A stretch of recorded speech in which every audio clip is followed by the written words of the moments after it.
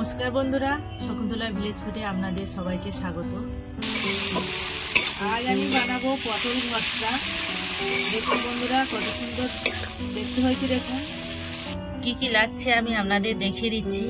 এখানে আমি পটল নিয়েছি, পেঁয়াজ কুচি, লঙ্কা কুচি, রসুন কুচি, শুকনো লঙ্কা, সরিষার তেল, লবণ। প্রথম থেকে শেষ পর্যন্ত ভিডিওটা দেখার জন্য আপনাদের অনুরোধ রইল। এখন আমি পটলগুলো ছাড়িয়ে ভাতে দেব, কেননা যে কোনো ভর্তা করতে গেলে ভাতে দিলে তার টেস্টটা খুব ভালো হয়। পটলগুলো আমি ভালো করে ছাড়িয়ে নিয়েছি। ভাত ফুটছে, ভাতের মধ্যে ঢেলে দেব,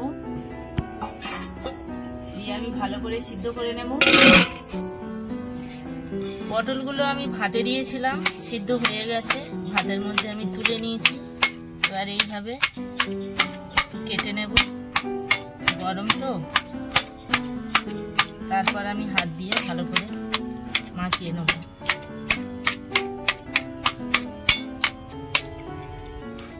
ঠান্ডা করে আমি হাত দিয়ে ভালো করে মাখিয়ে নিয়েছি। উনুন ধরে নিয়ে কড়া বসিয়ে দিয়েছি, কড়া গরম হয়ে গেছে, তেল দেব। তেল গরম হয়ে গেছে, শুকনো লঙ্কা চারটে ভেজে নেব।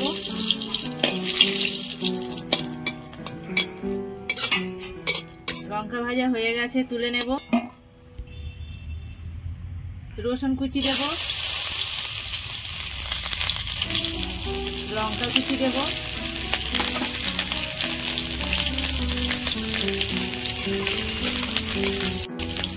পেঁয়াজ কুচি দেব,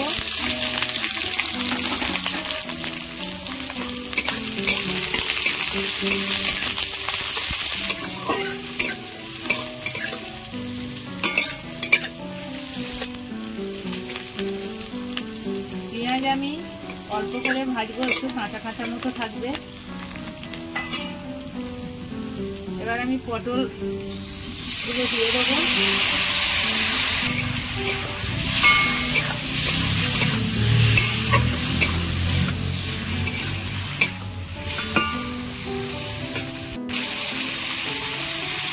লবণ দেব,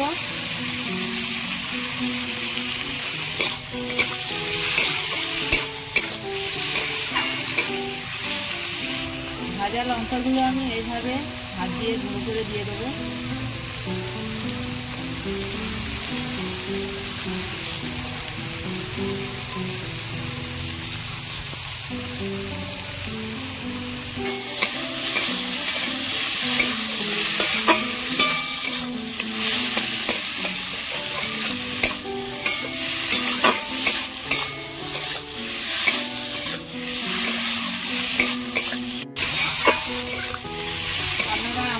এইভাবে ভাতে দিয়ে সিদ্ধ করে নিয়ে পটল ভর্তা করবেন।